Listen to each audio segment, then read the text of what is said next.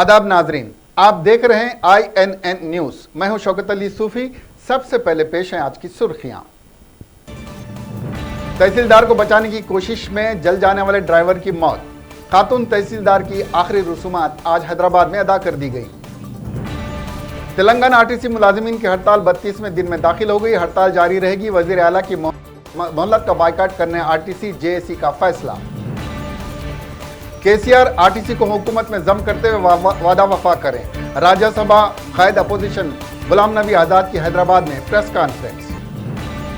जगन ने doctor APJ Abdul Kalam Pratibha Puraskar award के नाम को बरकरार रखने का फैसला। मरकजी तफ्तीश एजेंसी सीबीआई की बैंक घपला मामले में दहली समेत 159 मुकामात पर छापे मारे। अब खबरें तफसील से। हैदराबाद के हयात नगर के अब्दुल्ला मेटपुर की तहसीलदार को उनके चैम्बर में घुसकर जिंदा जला देने के वाक़े में उनको बचाने की कोशिश करने वाले ड्राइवर गुरुनाथ की आज मौत हो गई। गुरुनाथ 80% झुलस गया था। प्राइवेट अस्पताल में इलाज के दौरान उसकी मौत हो गई। गुरुनाथ ने 36 साल तहसीलदार को बचाने की कोशिश की, जिसकी वजह से वो झुलस गए और उन्हें बड़ी झुलसी हुई हालत में अस्पताल में शरीक कर गया, जहाँ पर वो अपने जख्मों से जान बर ना हो सके। खातून तहसीलदार विजय रेड्डी की आज हैदराबाद में आखिरी रसूमात अदा कर दी गई। उन्हें कल उनके ऑफिस में अब्दुल्लापुर रेमेट में सुरेश नामी शख्स ने पेट्रोल छिड़ककर आग लगा दी थी, जिसे विजय रेड्डी बरसरे मौका हलाक हो गई थी। आज उनके जुलूस जनाजा में सैकड़ों शहरियों और रेवेन्यू डिपार्टमेंट के ओहदेदारों ने हिस्सा लिया। इस मौके पर जुलूस जनाजा में शरीक अफराद ने हमें इंसाफ चाहिए के नारे लगाए और हुकूमत और केसीआर के खिलाफ भी नारे लगाए। तहसीलदार को हलाक करने की मजम्मत करते हुए रियासत तेलंगाना के मुख्तलिफ हिस्सों में मुतालिका दफातर के सामने रेवेन्यू स्टाफ और ओहदेदारों ने मुजाहरे किए। तेलंगाना गजेटेड ऑफिसर एसोसिएशन और रेवेन्यू एसोसिएशन ने इस हलाकत की मजम्मत करते हुए खाती के खिलाफ सख्त कार्रवाई करने का मुतालबा किया। वजीर तालीम सबिता इंद्रा रेड्डी ने इस वाक़े की इत्तला पर दफ्तर MRO पहुँच कर इस वाक़े की तफसीलात हासिल की। उन्होंने इस वाक़े की मजम्मत की और कहा कि हुकूमत ने इस वाक़े की जांच के अहकाम जारी कर दिए हैं। कांग्रेस के सीनियर लीडर व मलकाजगिरी के रुकन पार्लियामेंट रेवंत रेड्डी ने मजिस्ट्रेट रैंक की खातून तहसीलदार को जिंदा जला देने के वाक़े को खौफनाक करार दिया है। उन्होंने कहा कि रियासत में लॉ एंड ऑर्डर की बदतरीन सूरत हाल पैदा हो गई है।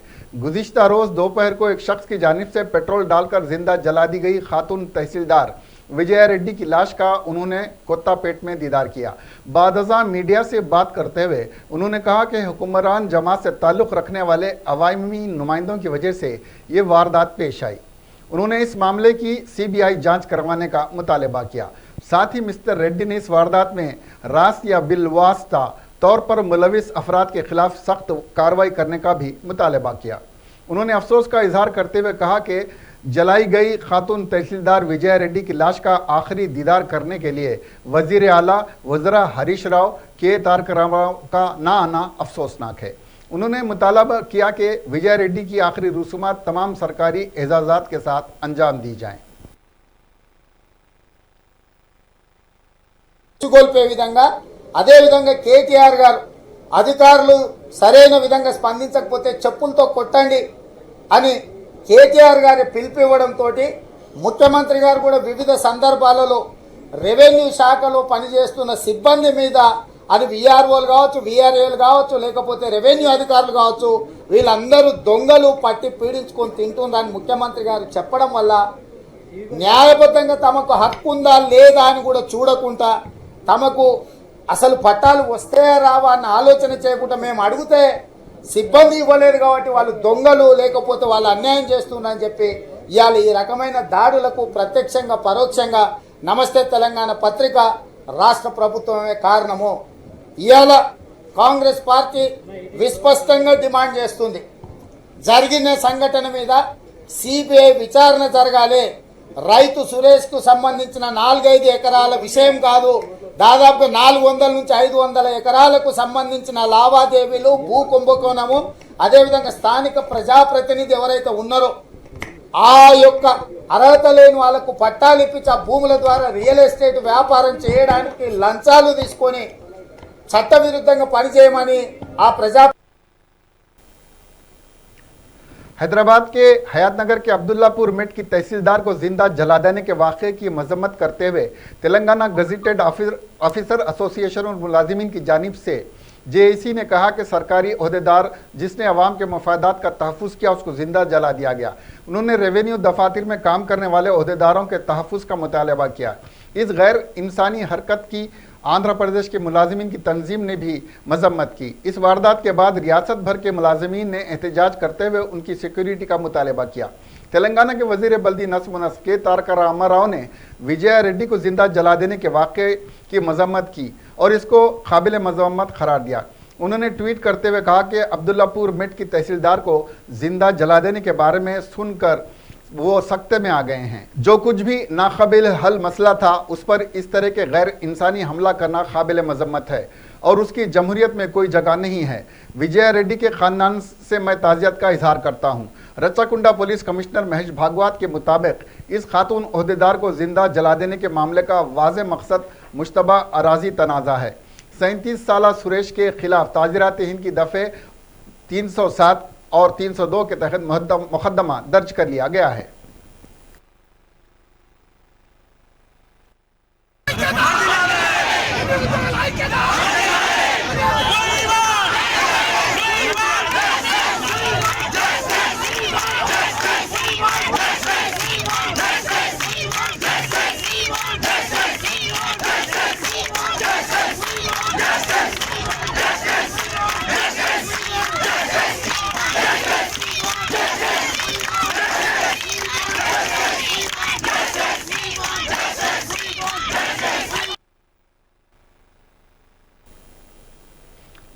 तेलंगाना रोड ट्रांसपोर्ट कारपोरेशन के मुलाजिमीन की गैर मुअय्यना मुद्दत की हड़ताल आज 32वें दिन में दाखिल हो गई।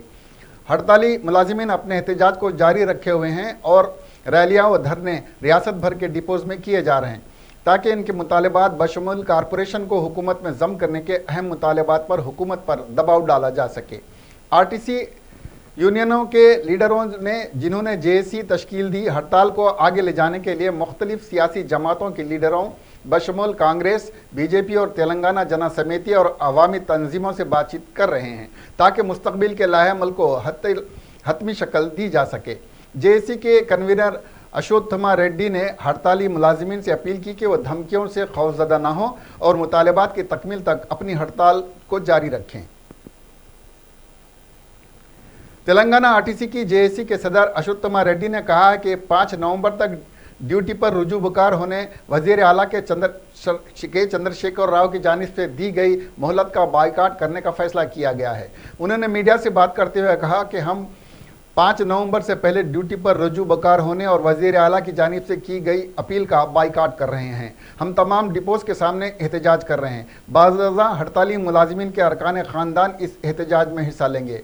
हमने कंडक्टरों और ड्राइवर्स जो आरटीसी की ड्यूटी कर रहे हैं से ख्वाहिश कर रहे हैं कि वो एहतजाज में शामिल हो जाएं। Deputy general secretary employees union Mohammad Ahmad Ali ने कहा कि आरटीसी वर्कर्स हुकूमत से माहदे के बगैर खिदमात पर वापस नहीं होंगे। वज़ीर आला बादशाह की तरह बात कर रहे हैं और वो चाहते हैं कि मुलाजमीन बगैर किसी शर्त के खिदमात पर रुजू बुकार हो जाएं। तमाम यूनियनों ने फैसला किया है कि हुकूमत से माहदे के बगैर हड़ताली वर्कर्स ड्यूटी पर रुजू बुकार नहीं होंगे। तेलंगाना के ज़िले निर्मल के भैंसा में नामालूम अफराद ने भैंसा डिपो के मैनेजर जनार्दन पर हमला कर दिया, जो मंगल की सुबह ड्यूटी के लिए डिपो जा रहे थे। डिपो मैनेजर पर हमलावर जिनके चेहरे नकाब से ढके हुए थे ने हमला कर दिया। इस बात की शिकायत पर पुलिस ने इक़दाम कत्ल का एक मुकदमा दर्ज कर लिया और जांच शुरू कर दी। भैंसा के डीएसपी राजेश भल्ला ने यह बात बताई। जख्मी आरटीसी ओहदेदार को इलाज के लिए अस्पताल मुंतकिल कर दिया गया, जहां उनकी हालत मुस्तहकम बताई जाती है। आरटीसी ओहदेदारों की तंजीम के जनरल सेक्रेटरी कृष्णकांत ने इस हमले की मजम्मत की और हमलावरों के खिलाफ सख्त कार्रवाई करने का मुतालबा किया। गांधी भवन में कायदे अपोजिशन राज्यसभा गुलाम नबी आज़ाद की मौजूदगी में 2 सीनियर कायदीन मोहम्मद अली शब्बीर और वी हनुमंत राव के दरमियान लफ्जी तकरार ने खतरनाक मोड़ इख्तियार कर लिया। जबकि वी हनुमंत राव ने मोहम्मद अली शब्बीर पर इल्ज़ाम आयद किया कि वो कांग्रेस जैसी सेकुलर जमात में आरएसएस जैसी जहनीत के अफराद की हिम्मत अफजाई कर रहे हैं। हनुमंत राव का इशारा कांग्रेस के कारगुजार सदर और रुकने पार्लियामेंट ए रेवंत रेड्डी की जानिब था, जो रियासती कांग्रेस की सदारत की दौड़ में सबसे नुमाया नजर आ रहे हैं। हनुमंत राव ने कहा कि कांग्रेस एक सेकुलर जमात है। शब्बीर अली ने एक मुसलमान होते हुए किस तरह आरएसएस जैसी जहनीत के अफराद की हिम्मत अफजाई कर सकते हैं, जबकि शब्बीर अली ने हनुमंत राव पर तनकीद करते हुए कहा कि वो कांग्रेस में फ़िरका परस्ती के बीज बोने की कोशिश कर रहे हैं। गुलाम नबी आज़ाद ने इन दोनों कायदीन के बीच में सुलह सफाई की कोशिश की। इसी तरह एक और वाक़े में कांग्रेस के कारगुजार सदर ए रेवंत रेड्डी और साबिक नायब वजीर आला दामोदर राज नरसिम्हा के दरमियान भी लफ्जी तकरार देखी गई। राज्यसभा में कांग्रेस के अपोजिशन कायद गुलाम नबी आज़ाद ने कल अब्दुल्लापुर में एमआरओ विजय रेड्डी को आग लगाने की कांग्रेस की जानिब से मजम्मत करते हुए कहा कि ये इस तरह की जहनीत खतरनाक हद तक फैल रही है। इसका सद्दबाब ज़रूरी है और इसके लिए कानून साजी की जानी चाहिए, वरना कोई भी सरकारी मुलाजिम अपने आप को गैर महफूज तस्वुर करते हुए फ़राइज़ की अंजामदेही से कतराएगा। राज्यसभा कायद अपोजिशन गुलाम नबी आज़ाद ने वज़ीर आला के चंद्रशेखर राव से ख्वाहिश की है कि वो अपने वादे की तकमील करते हुए आरटीसी को हुकूमत में जम करने के इक़दाम करें। उन्होंने कहा कि आरटीसी के 20 मुलाजिमीन ने हरकत कलबंद हो जाने और इक़दाम खुदकशी के जरिए अपनी जानें गंवा दी हैं। उन्होंने कहा कि केसीआर को वादा वफा करना नहीं था तो उन्होंने वादा ही क्यों किया। तकरीबन 50,000 मुलाजिमीन एक महीने से हड़ताल पर हैं और हुकूमत उनके मसाइल पर गुफ्तगू के बजाय उन्हें मुलाजिमत से बरतरफ कर रही है, जो जमहूरियत के लिए ख़तरनाक रुझान है। हिंदुस्तान एक जमहूरी मुल्क है और हर एक को अपने हुकूक मनवाने के लिए जमहूरी तरीके से एहतजाज करने का हक हासिल है।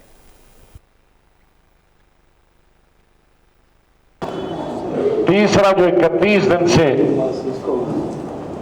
आरटीसी के तकरीबन 40,000 employee 50,000 49,000 to be precise 49,000 something 50,000 RTC के जो मुलाजिम हैं, जो लोग हैं, उनके साथ इलेक्शन में वैसे ही जैसे मोदी साहब ने पूरे देश में कई वादे किए थे, यहाँ के हुक्मरान पार्टी ने भी उनसे वादे किए थे कि उनको वही फसल फीस दिए जाएंगे या उनमें सब्सिडी किया जाएगा, मदगम किया जाएगा जो सरकारी मुलाजिम को।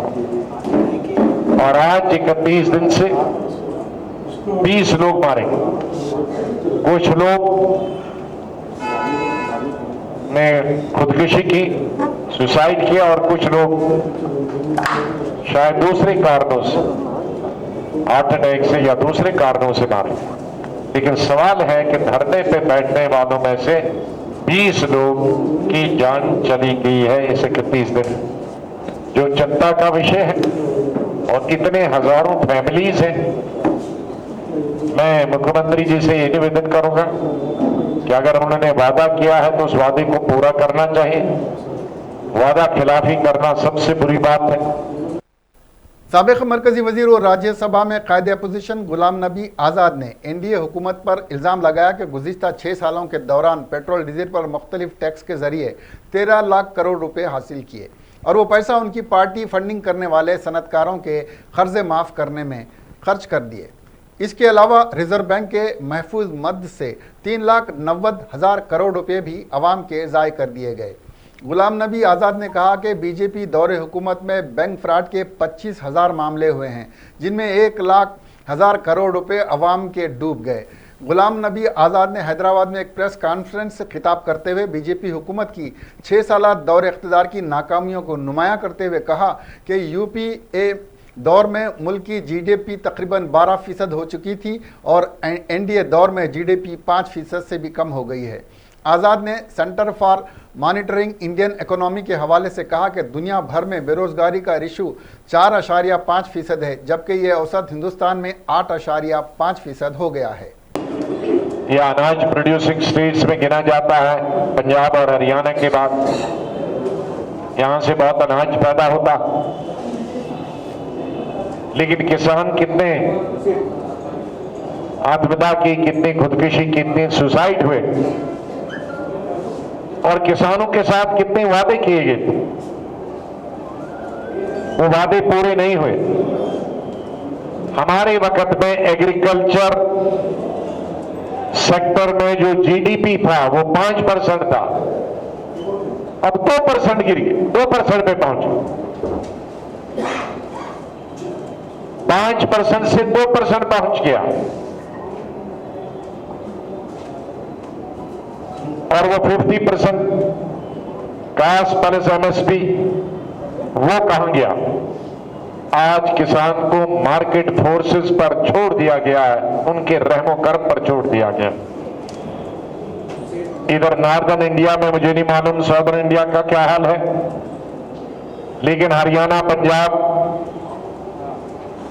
जो व्हीट और राइस प्रोड्यूसिंग एरियाज हैं और दूसरी कई चीजें भी, मूंग, उड़द, सोयाबीन वगैरह, बाजरा, ज्वार, यूपी वगैरह ये भी होता है। वहां जो खरीफ क्रॉप है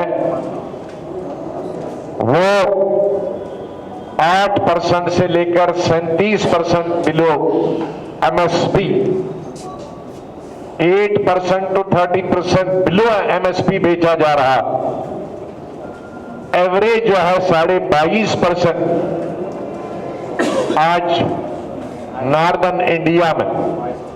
ग्रेटर हैदराबाद म्यूनिसिपल कॉरपोरेशन ने 10 रोज़ा रिसाइक्लोथॉन मुहिम का आगाज़ किया ताकि बेकार अशिया को तल्फ करने के सिलसिले में अवाम में बेदारी पैदा की जा सके। इस मुहिम का आगाज़ गुज़िश्ता रोज़ हुआ था। यह मुहिम 12 नवंबर तक जारी रहेगी। इसका मकसद नालों और ड्रेन्स में बेकार अशिया को फेंके जाने से रोकना है, जिसके नतीजे में नाले पुर हो रहे हैं। बेकार अशिया जैसे टूटी हुई कुर्सियाँ, मेज़, मैट्रेस और चटाइयाँ सड़कों पर फेंकने की बजाय बल्दी हुक्काम के हवाले किए जा सकते हैं। आंध्र प्रदेश के वजीर आला वाईएस जगन मोहन रेड्डी ने अवार्ड का नाम तब्दील करने पर मुख्तलिफ गोशों से की गई नुक्ताचीनी के बाद doctor APJ Abdul Kalam Pratibha Puraskar award के नाम को बरकरार रखने के अहकाम जारी किए। Doctor APJ Abdul Kalam Pratibha Puraskar award के नाम को तब्दील करते हुए मुत्तहिदा आंध्र प्रदेश के साबिक वजीर आला वाईएस राजशेखर रेड्डी के नाम से वाईएसआर विद्या पुरस्कार अवार्ड देने के सिलसिले में जारी करदा सरकारी अहकाम को फौरी तौर पर मनसूख करने के अहकाम वजीर आला जगन मोहन रेड्डी ने जारी किए हैं। वाईएस राजशेखर रेड्डी मौजूदा वजीर आला वाईएस जगन मोहन रेड्डी के वालिद थे। ये अवार्ड्स मुल्क के पहले वजीर तालीम मौलाना अबुल कलाम आज़ाद की यौम पैदाइश के मौके पर दिए जाते हैं। यह अवार्ड साबिका सदर जमहूरिया हिंद एपीजे अब्दुल कलाम के नाम से है, जो 11 नवंबर को कौमी यौम तालीम के मौके पर दिए जाते हैं। हुकूमत की जानिब से अवार्ड का नाम तब्दील करने के खुसूस में फौरी तौर पर अहकाम जारी किए जाने के बाद अपोजिशन ने इस कदम की सख्त मजम्मत की थी।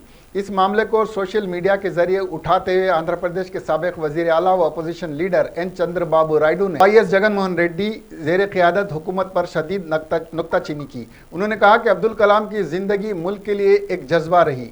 वाईएस जगन मोहन रेड्डी की ज़ेर क़ियादत हुकूमत की जानिब से doctor APJ Abdul Kalam Pratibha Puraskar award को वाईएस आर विद्या पुरस्कार अवार्ड का नाम देना काबिल ताज़ीम शख्सियत का अदम एहतराम करते हुए खुद परवरी का चौंका देने वाला तरीक़ा है। हिंदुस्तान ने जनूब मशरक़ी और मशरक़ी एशिया के 16 ममालिक के दरमियान आज़ाद तिजारत के अलावा मुजव्वज़ा रीजनल कम्प्रीहेंसिव इकनॉमिक पार्टनरशिप माहिदों को अपने लाखों लोगों की ज़िंदगी और ज़रिए माश के लिए नाक़िस बताते हुए आज उस पर दस्तखत करने से इनकार कर दिया। वज़ीर-ए-आज़म नरेंद्र मोदी ने यहाँ तीसरे RCEP इजलास में 2 टोक अल्फाज में हिंदुस्तान का फैसला सुना दिया। वज़ारत ख़ारिजा में सेक्रेटरी मशरिक़ विजय ठाकुर सिंह ने नामा निगारों को इत्तला दी। उन्होंने कहा कि हिंदुस्तान ने इजलास में इस माहदे पर दस्तखत न करने के फैसले की इत्तला दे दी है। ये फैसला मौजूदा आलमी हालत और माहदे की जानिबदारी और तवाज़ुन दोनों पर गौर व खौस के बाद लिया गया है। उन्होंने बताया कि वज़ीर आज़म ने इजलास में बाबा कौम महात्मा गांधी के बयान का हवाला देते हुए कहा कि कोई भी कदम उठाते हुए ये सोचना चाहिए कि कतार में सबसे पीछे खड़े शख्स का इससे क्या फ़ायदा होगा। उन्होंने कहा कि इस इजलास में हिंदुस्तान की तरफ से उठाए गए अहम मसाइल का कोई हल नहीं निकल सका है। हमारा फ़ैसला मुल्क के करोड़ों लोगों की ज़िंदगी और ज़रिए माश से मुंसलिक है। माहदे के इल्तिज़ामात उनके मफादात के ख़िलाफ़ हैं, लिहाजा मौजूदा हालात में हिंदुस्तान RCEP में शामिल नहीं हो रहा है। वज़ीर-ए-आज़म नरेंद्र मोदी ने कहा कि मुल्क के किसानों, पेशावरों और सनतकारों के ऐसे फैसलों में हिस्सेदारी होती है। काम करने वाले मजदूर और सार्फिन भी उतने ही अहम होते हैं जो हिंदुस्तान को एक बड़ी मार्केट और ज़रूरी बुनियाद पर तीसरी सबसे बड़ी मईशत बनाते हैं। विजय ठाकुर सिंह ने नामानिगारों के सवालात के जवाब में कहा कि माहिदे में शामिल न होने के वजूहात से तमाम फरीक अच्छी तरह आगाह हैं। उनका कोई हल नहीं निकला। हिंदुस्तान को तवक्को थी कि बातचीत से एक मुनसिफाना और मुतवाज़न नतीजा निकलता, लेकिन हमने पाया कि ऐसा नहीं हो सका। लिहाजा हमने अपने कौमी मफादात को जहन में रखकर ये फैसला किया है। मरकजी तफ्तीश ब्यूरो CBI ने मुल्क के 15 बैंकों में 7,000 करोड़ रुपए से जायद के धोखाधड़ी मामला में आज दिल्ली, चंडीगढ़, उत्तर प्रदेश, मध्य प्रदेश और गुजरात समेत मुल्क की मुख्तलिफ रियासतों में 169 मकामात पर छापे मारे। ज़राए के मुताबिक Andhra Pradesh Bank, Oriental Bank of Commerce, Indian Overseas Bank, Bharatiya State Bank, Allahabad Bank, Canara Bank, Dena Bank, Punjab और Sind Bank, Punjab National Bank, Central Bank of India, Union Bank of India, Bank of Baroda, IDBI Bank, Bank of Maharashtra और बैंक ऑफ इंडिया से मुताल्लिक धोखाधड़ी के दर्ज किए गए 35 मामलात में ये छापेमार की। ब्यूरो से मौसूला इतलात के मुताबिक मुल्क भर में 169 मकामात पर छापे मारे गए। दिल्ली, गुरुग्राम, चंडीगढ़, लुधियाना, देहरादून, नोएडा, बारामती, मुंबई, थाने, सलवासा, कल्याण, अमृतसर, फरीदाबाद, बेंगलुरु, त्रिपुर, चेन्नई, मदुरई, कोलून, कोचीन, भावनगर, सूरत, अहमदाबाद, कानपुर, गाजियाबाद, वाराणसी, चंदौली, भटंडा, गुरदासपुर, मरीना, कोलकाता, पटना, कृष्णा, हैदराबाद, गुजरात, हरियाणा, कर्नाटक, केरला, मध्य प्रदेश, महाराष्ट्र, पंजाब, तमिलनाडु, तेलंगाना, उत्तर प्रदेश, उत्तराखंड, दादर और नगर हवेली में कई मकामात पर छापे मारे गए हैं। छापामारी में CBI को तकरीबन 170 टीमें हिस्सा ले रही हैं, जिनमें माहिर मालियात, ऑडिटर और अफसरान भी शामिल हैं। वाज़ेह रहे कि साल 2018-19 में बैंक घपले मामले में तकरीबन 6,800 मामले दर्ज किए गए थे और 71,500 करोड़ रुपए की धोखाधड़ी सामने आई थी। दारुल हुकूमत में नज़्म नस्क बनाने रखने और दिन रात लोगों की हिफाजत में मामूर पुलिस एहलकारों ने मंगल को इंसाफ और अपनी हिफाजत को यकीनी बनाने की मांग को लेकर पुलिस हेडक्वार्टर के सामने मुजाहरा किया। दिल्ली की 30,000 कोर्ट के बाहर गुज़िश्ता हफ्ते को पुलिस और वकला के दरमियान पुरतशद्दुद झड़प के मामले ने आज एक नया मोड़ लिया, जब सियाह पट्टी बांधे हुए पुलिस एहलकारों ने मुजाहरे में शिरकत की। यहाँ की तमाम अदालतों के वकील पीर को इस वाक़े के खिलाफ एहतजाज और मुजाहरे कर रहे थे। वहीं आज दिल्ली पुलिस हेडक्वार्टर के बाहर पुलिस एहलकारों ने एहतजाज और मुजाहरे कर रहे थे। बड़ी तादाद में दिल्ली पुलिस के जवान सियाह पट्टी बांधकर हेडक्वार्टर के बाहर खड़े हुए थे और अपने लिए इंसाफ का मुतालबा कर रहे थे। उनका कहना है कि वो भी वर्दी के पीछे एक इंसान हैं, उनका भी ख़ानदान है, उनके मसाइब कोई क्यों नहीं समझता। मुजाहरा कर रहे पुलिस जवानों का कहना है कि उनके साथ ज़्यादती हो रही है। उन्होंने कहा कि हम पुरअमन तरीके से एहतजाज और मुजाहरे करके पुलिस कमिश्नर के सामने अपनी बात रखेंगे। मुजाहरा कर रहे पुलिस एहलकारों का कहना है कि उन्हें वर्दी पहनने में डर लग रहा है, क्योंकि वर्दी देखते ही वकील पुलिस जवानों को पीट रहे हैं। ये एक इंसिडेंट ऐसा है जो बड़े लेवल पे एस्केलेट हो गया है। ऐसा नहीं है, आप हर कोर्ट के अंदर चौकी है, थाने के अंडर में आती है, मुकदमे दर्ज होते रहते हैं। सिंगल इंसिडेंट के किसी पुलिस वाले को थप्पड़ मार दिया हो गया।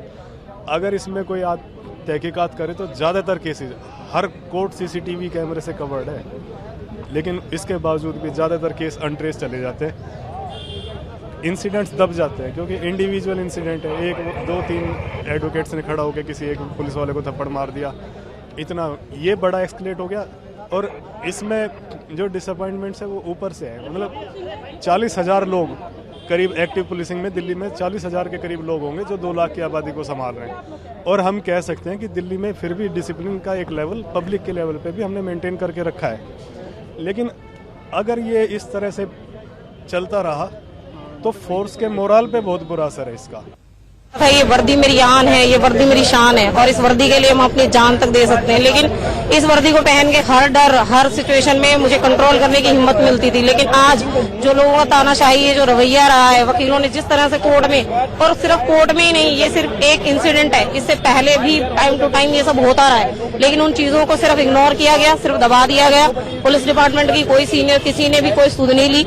ये तो सिर्फ एक आज का हुआ है जिसकी वजह से वो जो पुराना दबा हुआ रोष है वो सब भी सामने आ रहा है। उसकी वजह से आज ये हालत है कि इस वर्दी को ही पहनने में मुझे डर लग रहा है। मैं अगर इस वर्दी को डर के साथ पहनकर निकल रही हूँ तो मैं सामने किसी को क्या सेफ्टी दे सकती हूँ। तो आपको लग रहा है कि सीनियर्स की कहीं ना कहीं इसमें थोड़ी सी कमी रही है? सर देखिए, जो गलत है उसको गलत कहे, जो सही है सही कहे। चाहे वो पुलिस है, चाहे वो लॉयर है, चाहे वो पब्लिक है, कोई भी है। लेकिन जो गलत पुलिस के साथ हो रहा है उसको कोई कहने वाला नहीं है। जो लोग बाकी कर रहे हैं, लॉयर्स कर रहे हैं, वो सब ठीक है। तो इसलिए जस्टिस के लिए हम सब इकट्ठा हुए कि जो भी है इक्वलिटी में सबके लिए होना चाहिए। जब लॉ सबके लिए बराबर है तो कहाँ बराबर हो रहा है? सरेआम जब यहाँ पे यूनिफॉर्म में बिना किसी मतलब के किसी को पीटा जा रहा है, पीट के उसे अधमरा कर दिया जा रहा है, उसकी देखने पूछने वाला कोई नहीं है। उसी के अगेंस्ट ही डिपार्टमेंटल इंक्वायरी चल रही है, उसी को सस्पेंड किया जा रहा है, उसी पे मुकदमा किया जा रहा है। ये किस लिए? अगर यही सिचुएशन अगर किसी लॉयर की होती या किसी आम पब्लिक या किसी दो कम्युनिटी के बीच हुई होती तो क्या तब भी यही सिचुएशन रही होती? इस चीज के लिए हमें न्याय। उत्तर प्रदेश में इकोनॉमिक ऑफेंस विंग मंगल को पावर कारपोरेशन के साबिक एमडी अयोध्या प्रसाद मिश्र को हिरासत में ले लिया और किसी नामालूम जगह पर उनसे पूछताछ कर रही है। उनको गिरफ्तार करके गाड़ी में बिठाया गया और पूछताछ के लिए किसी नामालूम जगह पर ले जाया गया। उत्तर प्रदेश हुकूमत ने इस मामले की सीबीआई जांच की सिफारिश की है। महकमे बिजली के मुलाजिमीन का तकरीबन 2600 करोड़ रुपया प्राइवेट कंपनी में सरमायाकारी की गई है। एपी मिश्रा को समाजवादी पार्टी सरबराह अखिलेश यादव का बेहद करीबी माना जाता है। एसपी के मियादकार में उन्हें 3 बार तौसी दी गई थी। एपी मिश्रा ने अखिलेश यादव पर किताब भी लिखी थी जिसका इजरा वजीर आला के सरकारी रिहायशगाह पर अमल में आया था। अखिलेश यादव ने ही एएस की जगह किसी इंजीनियर को यूपीपीसीएल का डायरेक्टर बनाया था। ईओडब्ल्यू ने एपी मिश्र को पीर को इस मामले से जुड़ी पूरी फाइल देखी थी। उत्तर प्रदेश में योगी आदित्यनाथ की हुकूमत ने 19 मार्च 2017 को हल्फ लिया था, लेकिन उसके 2 दिन पहले ही एपी मिश्रा ने 17 मार्च को डीएचएफएल को सरमायाकारी की पहली किस्त जारी की थी। उत्तर प्रदेश में बिजली मुलाजिमीन की पीएफ घपले के लिए बराह रास्त वजीर आला योगी आदित्यनाथ को जिम्मेदार बताते हुए समाजवादी पार्टी सरबराह अखिलेश यादव ने उनसे इस्तीफा का मुतालबा करते हुए मामले की जांच हाई कोर्ट या सुप्रीम कोर्ट के मौजूदा जज से कराए जाने की मांग की है। मिस्टर यादव ने मंगल को सहाफ़ियों से बात करते हुए पीएफ घपले के सिलसिले में उनकी हुकूमत पर लगाए गए इल्ज़ामात बेबुनियाद हैं। समाजवादी पार्टी हुकूमत के मियादकार में एक भी पैसा डीएचएफ को नहीं दिया गया। इस मामले में हजरतगंज थाने में दर्ज एफआईआर इस बात की गवाह है कि योगी हुकूमत ने बिजली मुलाजिमीन की पीएफ की पहली किस्त डिफॉल्टर कंपनी डीएचएफएल को दी। उन्होंने कहा कि गुज़िश्ता 2.5 सालों से पीएफ का पैसा डीएचएलएफ को दिया जा रहा था। इसकी पूरी जिम्मेदारी वजीर आला योगी आदित्यनाथ की है, इसलिए उन्हें बिला ताखिर इस्तीफा दे देना चाहिए, बल्कि आज ही समाजवादी पार्टी हुकूमत के मियादकार में बने मैदानता अस्पताल के इफ्तिताह से कबल ही इस्तीफा नामा गवर्नर को सौंप देना चाहिए। आखिर में सुर्खियां एक बार फिर। तहसीलदार को बचाने की कोशिश में जल जाने वाले ड्राइवर की मौत। खातून तहसीलदार की आखिरी रसूमात आज हैदराबाद में अदा कर दी गई। तेलंगाना आरटीसी मुलाजिमीन की हड़ताल 32वें दिन में दाखिल हो गई। हड़ताल जारी रहेगी। वजीर आला मोहल्लत का बाइकाट करने आरटीसी जेएसी का फैसला। केसीआर आरटीसी को हुकूमत में जम करते हुए वादा वफा करें। राज्यसभा कायद अपोजिशन गुलाम नबी आजाद की हैदराबाद में प्रेस कॉन्फ्रेंस। जगन ने doctor APJ Abdul Kalam Pratibha Puraskar award के नाम को बरकरार रखने का फैसला। मरकजी तफ्तीश एजेंसी सीबीआई की बैंक घपला मामले में दहली समेत 159 मुकामात पर छापे मारे। बस आज के लिए इतना ही। देखते रहिए INN न्यूज़।